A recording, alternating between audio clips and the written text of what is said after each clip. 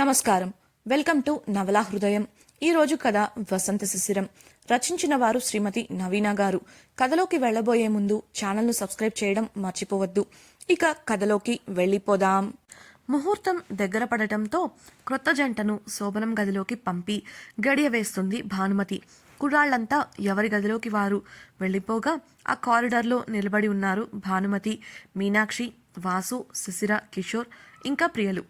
వాసు మాట్లాడుతూ అమ్మా మేమింకా బయలుదేరతాం అని చెప్తుంటే షాక్ అయింది శిశిర. ఆమె ముఖం నిన్నటి నుండి జరుగుతున్న వరుస వేడుకలతో అలసిపోయింది. అంతేకాకుండా ఇంత ప్రేమాభిమానాలు చూపిస్తున్న ఆ ఇంటి నుంచి అప్పుడే వెళ్లాలని ఆమెకు లేదు. అందుకే నిరాశగా ముఖం పెట్టి భానుమతి వద్దని చెప్తే బాగుండు అని మనసులో అనుకుంటూ ఉంది. వాసు మాటలు విన్న భానుమతి, మీనాక్షి అయోమయంగా ఒకరి ముఖాలు ఒకరు చూసుకుంటూ, భానుమతి ఈ టైంలో బయలుదేరతానంటావేంటి వాసు? ఇప్పుడు దాదాపు అర్ధరాత్రి అవుతుంది. ఏం వద్దు, ఇక్కడే పడుకొని రేపు ఉదయం వెళ్ళండి అని ఆప్యాయంగా చెప్తుంటే అవునన్నట్లు ఆమెను సమర్థిస్తూ తల ఊపింది మీనాక్షి. వాసు కల్పించుకొని, అది కాదమ్మా, సాయంత్రమే ఆఫీస్కి సంబంధించి ఒక అత్యవసరమైన పని వచ్చింది. వేడుకలన్నీ అయ్యాక చూసుకుందామని ఆగాను. మేం ఇప్పుడే బయలుదేరాలి. నేను ఇప్పుడే తనని డ్రాప్ చేసి నా పని చూసుకుంటాను అని పరిస్థితిని వివరిస్తూ చెప్పాడు వాసు. అత్యవసరమైన ఆఫీస్ పని అని చెప్పడంతో భానుమతి, మీనాక్షిలు ఇక మాట్లాడలేక సైలెంట్ అయిపోయారు. ఎందుకంటే వారికి తెలుసు వాసు అత్యవసరం అన్నాడంటే ఏదో ముఖ్యమైన పని అని. అప్పుడైతే నువ్వు బయలుదేరు, తనని రేపు మేం పంపిస్తాం అంటూ శిశిరను ఉద్దేశించి మీనాక్షి చెప్పగా, తనకు రేపు కాలేజ్ ఉందాంటీ, అందుకే తీసుకెళ్తున్నా, లేదంటే తన ముఖం చూడండి, ఇక్కడి నుంచి వెళ్ళాలి అని తనకు అస్సలు లేదు అంటూ శిశిరను చూశాడు. ఆ మాట అనగానే శిశిర ఉలిక్కిపడింది. నాకిక్కడి నుంచి వెళ్ళడం ఇష్టం లేదని ఈయనకెలా తెలుసు అనుకుంటూ ఆశ్చర్యంగా అతన్ని చూస్తుంటే చిన్నగా నవ్వాడు వాసు. అతడు అంతగా చెప్పడంతో అంగీకరించక తప్పలేదు భానుమతికి. వాసును అనుసరిస్తూ గదిలోకి వెళ్ళిన శిశిర వాడిపోయిన ముఖంతో సామాన్లు సర్దుతూ ఉంది. మనసులో నన్నైనా ఇవాళకి వదిలేయచ్చు కదా, ఇక్కడ బాగా అలసటగా ఉంది, ఇప్పుడు ఇంటికి వెళ్ళి పడుకోవటం అంటే చాలా సమయం పడుతుంది అనుకుంటూ మంచంపై ఉన్న దుస్తులు బ్యాగ్లో పెడుతుండగా వాసు వచ్చి ఆమెకు దగ్గరగా మంచంపై కూర్చున్నాడు. అతన్ని ఒకసారి చూసి తన పని తాను చేసుకుపోయింది శిశిర. ఒక్కసారిగా ఆమె చేయి పట్టుకొని తన వైపుకు తిప్పుకున్నాడు. అతడి వైపు తిరిగినప్పటికీ ఆమె చూపులు మాత్రం ప్రక్కకున్నాయి. ఇలా చూడు అంటూ నేరుగా ఆమె ముఖంలోకి చూశాడు వాసు. చూపును అతని వైపు మరల్చింది శిశిర. అతడికి అక్కడి నుండి వెళ్లాలని లేనట్టుగా ఉన్న ఆమె ప్రవర్తనకు ఆమెతో మాట్లాడాలి అని అనుకుంటున్నాడు. అందుకే ఆమె రెండు చేతులు పట్టుకొని ఆమె కళ్ళల్లోకి చూస్తూ, నీకు ఇక్కడి నుంచి వెళ్ళాలని లేదని నాకు అర్థమైంది. ఒక ముఖ్యమైన పని మీద నేను బయటకు వెళ్ళాలి. నీకు కూడా రేపటి నుంచి కాలేజ్ ఉంది కదా, అందుకే వెళ్దామన్నాను. ఎలాగో నీకు ఇప్పుడు అంతా తెలుసు కాబట్టి నువ్వు ఎప్పుడు వీళ్ళని కలవాలి అని అనుకున్నా కూడా నువ్వు రావచ్చు. నిన్ను ఎవరూ ఆపరు, సరేనా అన్నాడు సముదాయింపుగా. ఆమె నుండి ఎటువంటి స్పందన లేకపోవడంతో, చెప్పు, ఏం మాట్లాడకుండా అలా నిలబడితే అర్థమేంటి అని వాసు అంటే సరే అన్నట్లు తల ఊపింది శిశిర. ఇలా మాడిపోయిన ముఖం పెట్టుకుంటే నేనెలా అర్థం చేసుకోవాలి? నేను చెప్పింది నీకు సరే అనిపిస్తే కాస్త నవ్వచ్చు కదా. నిన్నేం ఇక్కడికి రావద్దు, ఎవరితో కలవద్దు అని నేను చెప్పలేదే. నీ ఇష్టం వచ్చినట్లే కదా ఉండమంటున్నా అన్న వాసుకు చిన్న చిరునవ్వు విసిరి తల నిలువుగా ఊపింది సరే అంటూ. ఎప్పుడూ ఇలానే ఉండాలి, సరేనా అంటూ చూపుడు వేలుతో చిలిపిగా ఆమె ముక్కును తాకాడు. అన్ని సామాన్లు సర్దడంతో తమ బ్యాగులను తీసుకుని క్రింది హాలుకు వచ్చారు వాసు, శిశిర. అప్పటికే అక్కడ భానుమతి వాళ్ళు, కిషోర్ ఇంకా కొంతమంది కూర్చొనున్నారు. బాధగానే వెళ్ళొస్తానత్తయ్య, బాయ్ ప్రియా, బాయ్ ఆంటీ అని చెప్పింది శిశిర. చిన్నగా నవ్వి శిశిరను తీసుకొని పూజ గదిలోకి వెళ్ళిన భానుమతి దేవుడి దగ్గర దీపం వెలిగించి బొట్టు పెట్టి చీర, గాజులు, పూలు, పసుపు, కుంకుమ ఉన్న ట్రేను శిశిరకు అందిస్తూ, మొదటిసారి ఇంటికి వచ్చావు తల్లి, మీ పెళ్ళి కూడా చూడలేకపోయాను అందుకే అంటుంటే ఆమె ప్రేమను కాదనలేక ఓణి చెంగు చాచి వాటిని అందుకుంది శిశిర. ఆ తరువాత దేవుడికి దండం పెట్టింది. ఇద్దరు బయటకు వచ్చేసరికి వాసు బ్యాగులన్నీ కారులో పెట్టేశాడు.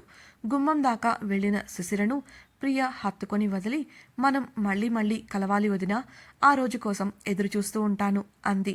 శిశిర కూడా నేను కూడా అని చెప్పి చిన్నగా నవ్వింది. ఉన్నది 2 రోజులే అయినా వారితో విడదీయలేని బంధాన్ని ఏర్పరచుకుంది శిశిర. వారు కూడా అంతే. అందుకే అందరికీ బాధగా అనిపించింది. కారులో కూర్చున్న సుశీల వాసు కిటికీ నుండి చూస్తూ అందరికీ వీడ్కోలు పలికారు. కార్ గేటును దాటే వరకు చూసి అందరూ ఇంట్లోకి వెళ్ళిపోయారు.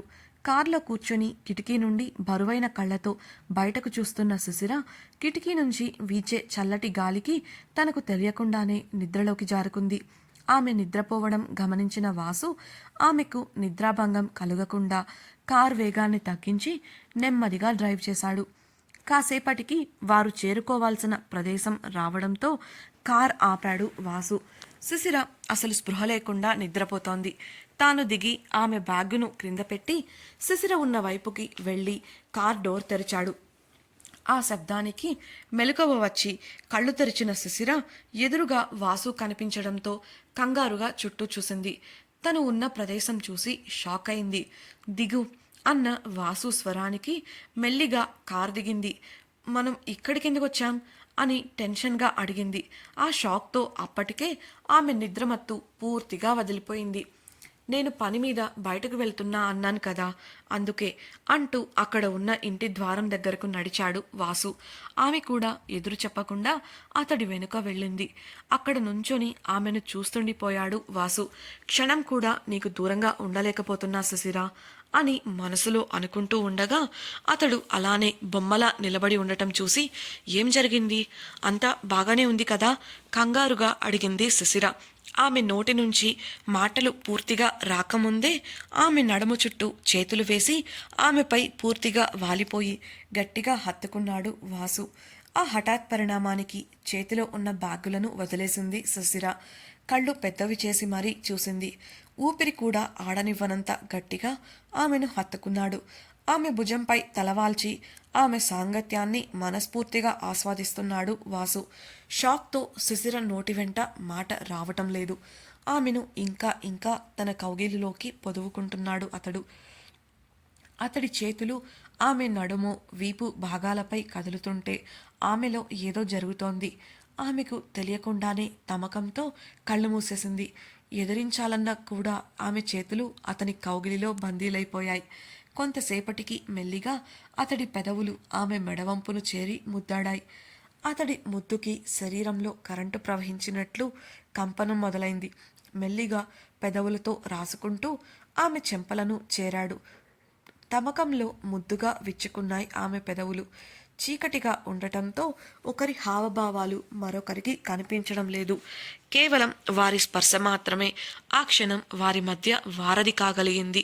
శరీరంలో వస్తున్న మార్పులను భరించలేక తన దుస్తులను గట్టిగా పట్టుకుని బిగుసుకుపోయి నిలబడింది శిశిర. తమకు తెలియకుండానే తమ శరీరాలు వెనుక ఉన్న గోడను చేరాయి. వాసు తన ముక్కుతో ఆమె ముక్కును తాకి నుదురిని ఆమె నుదురుతో జతచేసి ఆమె ఉనికిని ఆస్వాదిస్తున్నాడు. ఒకరి శ్వాస ఒకరిలో అలజడిని ప్రేరేపిస్తుంటే తమకంలో ఆమె పెదవులను అందుకోబోయాడు. అదే సమయంలో అక్కడ లైట్ వెలిగేసరికి ఆ కాంతి నేరుగా వారి ముఖాలపై పడి ఈ లోకంలోకి వచ్చారు. వాసు ఆమెకు దూరం జరిగి వదలలేనన్నట్లుగా ఆమె చేతిని పట్టుకొని వెనక్కి అడుగులు వేస్తూ ఆమెను చూశాడు. ఆమె గోడకు ఆనుకునే ఉంది. అతడి చూపు ఆమె మనసును తాకగా ఆమెలో ఏదో నిరాశ మేల్కొంది. వదలలేక ఆమె మునివేళ్లను వదిలి వేగంగా వెళ్ళి కారులో కూర్చున్నాడు వాసు. అతడి ఆ ఒక్క చూపులో ఎన్నో భావాలు, ఇంకెన్నో ఊసులు. శిశిరకు ఆ భావాలు అర్థం అయ్యి కానట్లున్నాయి. అప్పుడే ఆ ఇంటి తలుపు తెరుచుకుంది. ఉమ బయటకు వచ్చేసరికి వాసు కార్ వేగంగా రోడ్డెక్కడం చూసింది. తన ప్రక్కనే గోడకు వాలిపోయి వెళుతున్న కారును చూస్తూ నిలబడిన శిశిరను చూసింది. తాను అక్కడికి వచ్చినా ఆమె చూపు వెళుతున్న కారు వైపు ఉండటంతో ఏం జరిగిందే, ఈ టైంలో వచ్చావు? ఆమె భుజాలను పట్టుకుని కదుపుతూ అడిగింది ఉమ. అప్పుడు స్పృహలోకి వచ్చిన శిశిర ఉమను చూసి మొదట తడబడి తర్వాత నవ్వుతూ ఉమా అంటూ ఇంకా నిద్రపోలేదా పద లోపలికి అంటూ బ్యాగులు అందుకుంది. బయట ఉండటం మంచిది కాదు కాబట్టి ఆమె చెప్పినట్లు లోపలికి వెళ్ళాక తలుపు వేసేసింది ఉమ. ఇప్పుడు చెప్పు అని ఉమ అంటుంటే ఏం చెప్పాలి అయోమయంగా అడిగింది సుశిర. ఏం జరిగింది, మళ్ళీ ఏదైనా గొడవ చేశావా అడిగిన ఉమతో. గొడవ అలాంటిదేం లేదు, నీకెందుకు అలా అనిపించింది ఆశ్చర్యంగా అడిగింది సుశిర. ఏ గొడవ లేకపోతే నీ కంట్లో ఆ నీళ్లేంటి ఉమ అడిగేసరికి తన కళ్లను త్రాకిన శిశిరకు కన్నీటి తడి తెలిసింది. వాసు శిశిరను వదిలి దూరంగా జరుగుతున్నప్పుడు అతని కళ్లల్లోని భావాలు ఆమె హృదయాన్ని కదిలించాయి. దాంతో ఆమెకే తెలియకుండా ఆమె కళ్ళు వర్షించాయని అర్థం చేసుకుంది శిశిర. ఆమె మాట్లాడుతూ అదేం లేదు, అంతా బాగానే ఉంది, ఇదేదో దుమ్ము వల్ల అలా వచ్చుంటాయి, నిన్నటి నుంచి రెస్ట్ లేదు కదా అని సర్ది చెప్పింది శిశిర. ఇంతకీ నేనొచ్చినట్లు నీకెలా తెలుసు అడిగిన శిశిరను వింతగా చూసింది ఉమ.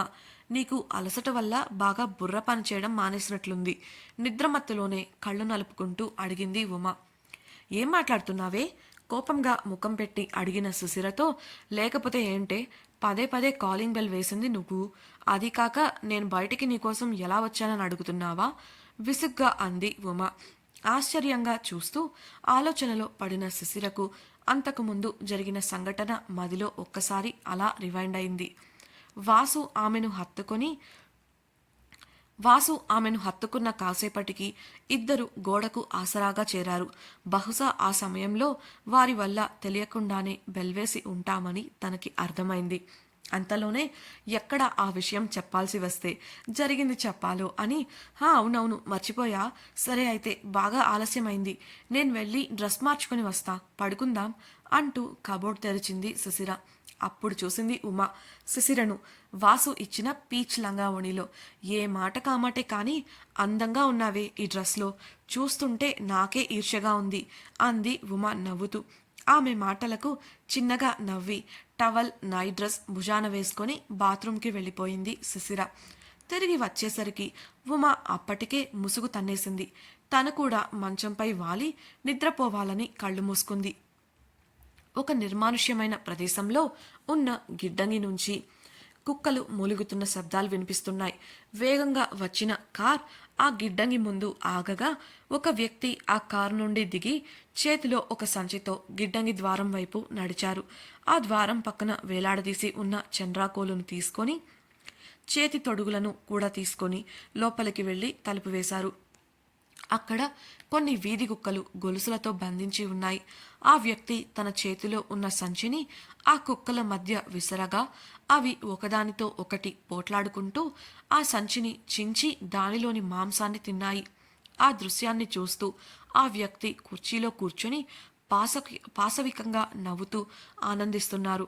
ఆ కుక్కల గుంపులోని ఒక కుక్క మిగతా వాటిపై ఆధిపత్యాన్ని సాధించి ఎక్కువ మొత్తంలో మాంసాన్ని తిన్నది. దానిని గుర్తించిన ఆ వ్యక్తి నవ్వుతూ ఆ కుక్క దగ్గరకు వెళ్ళి మచ్చిక చేసుకుంటూ తల నిమిరారు. మొదట ఆ వ్యక్తి రాక ఇష్టపడక అరిచిన ఆ కుక్క నెమ్మదిగా ఆ వ్యక్తికి మచ్చికైంది. ఆ వ్యక్తి ఆ కుక్కను గొలుసుతో పాటు అక్కడే ఉన్న ఇంకో గదికి తీసుకెళ్లారు. అక్కడ దాని మెడకు ఉన్న బెల్ట్కు ఇంకో 3 గొలుసులు చేర్చి అది ఎటూ కదలకుండా 4 వైపులా గొలుసులను గదిలో గోడలకు ఉన్న కొక్కీలకు తగిలించారు.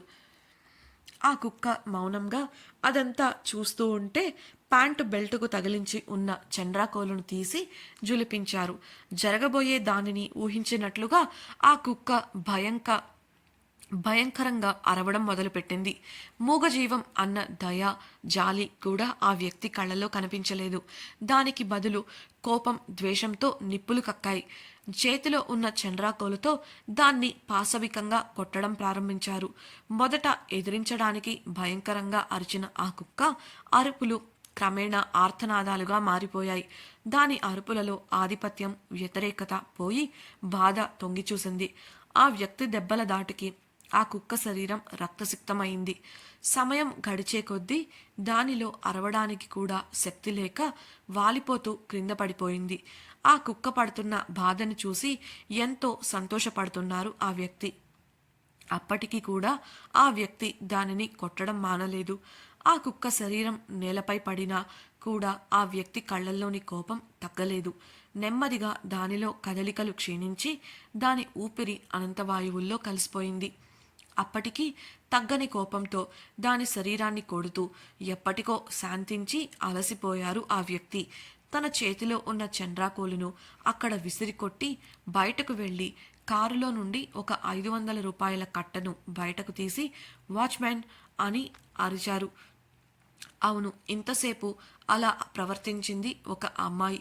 ఆ వాచ్మెన్ పరిగెత్తుకుంటూ రాగా ఆ కట్టను అతడికి విసిరేసి వెళ్ళి శుభ్రం చెయ్యి, తెలుసుగా, జాగ్రత్త అని హెచ్చరించి కార్ బ్యానెట్పై కూర్చుని ప్యాంట్ పాకెట్ నుండి సిగరెట్ తీసి వెలిగించింది. ఆ తరువాత సిగరెట్ దమ్ము పీలుస్తూ తలపై ఉన్న ముసుగును తొలగించి, ఇవాళ తప్పించుకున్నావు కానీ నిన్ను ఎప్పటికీ వదిలేది లేదు అంటూ కార్ పైనే వెనక్కి వాలింది. శిశిరను ఫామ్ హౌస్ దగ్గర దించి బయలుదేరాడు వాసు. ఆమెను వదిలి వచ్చాడే కాని అతడి ఆలోచనలన్నీ ఆమెవే, మనసంతా ఆమె తలుపులే. ఎందుకో శిశిర తన గురించి తెలుసుకున్న తర్వాత కూడా తన పట్ల ఆమె ఆలోచనలో ఎలాంటి మార్పు కలగకపోవడం, తన కుటుంబంలో మనిషిలా నడుచుకోవడం చూసి ఆమెపై ప్రేమ రెట్టింపైంది. ఆమెకు దూరంగా ఉండలేకపోతున్నాడు. నిన్నటి నుండి తన ఎమోషన్స్ని కంట్రోల్ చేసుకోవడానికి విశ్వ ప్రయత్నాలు చేస్తున్నాడు. ఆమె తనను తనలా అంగీకరించింది అన్న సంతోషం అతన్ని నిలకడగా ఉండనివ్వడం లేదు. ఆమెను పూర్తిగా తన సొంతం చేసుకోవాలని మనసు ఉరకలు వేస్తోంది. కానీ ఆమెకు ఇచ్చిన మాట కోసం సాయశక్తులా ప్రయత్నిస్తున్నాడు. ఫామ్ హౌస్ దగ్గర వదిలాడే కానీ ఆమెను వదిలి రావడానికి మనసు రాలేదు. అక్కడ తమ మధ్య జరిగిన దానికి అతని పెదవులు సన్నగా విచ్చుకున్నాయి. ఒకవేళ లైట్ కానీ వెలగకపోయి ఉంటే ఆ రోజు వారిద్దరి మధ్య మధురమైన తొలిముద్దు చోటు చేసుకునేది. ఆ ఊహకే అతని మనసు రెక్కలు విప్పుకుంది.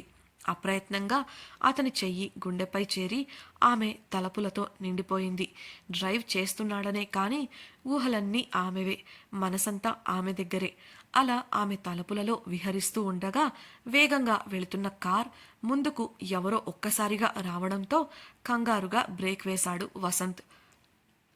జరగబోయే ఈ యాక్సిడెంట్ని వసంత్ తప్పించగలడా? ఇంతకీ కార్ ముందుకు వచ్చిన వ్యక్తి ఎవరు తెలుసుకోవాలనుందా? అయితే తప్పకుండా ఛానల్ను సబ్స్క్రైబ్ చేసి రాబోయే ఎపిసోడ్స్ వినేయండి. అలాగే మీకు ఈ వీడియో నచ్చినట్లయితే లైక్ చేసి షేర్ చేయండి. మీ అభిప్రాయాలను మాతో పంచుకోవడం కోసం తప్పకుండా కమెంట్ సెక్షన్లో తెలియజేయగలరు. Thank you for listening. ఇట్లు మీ నవల హృదయం టీమ్.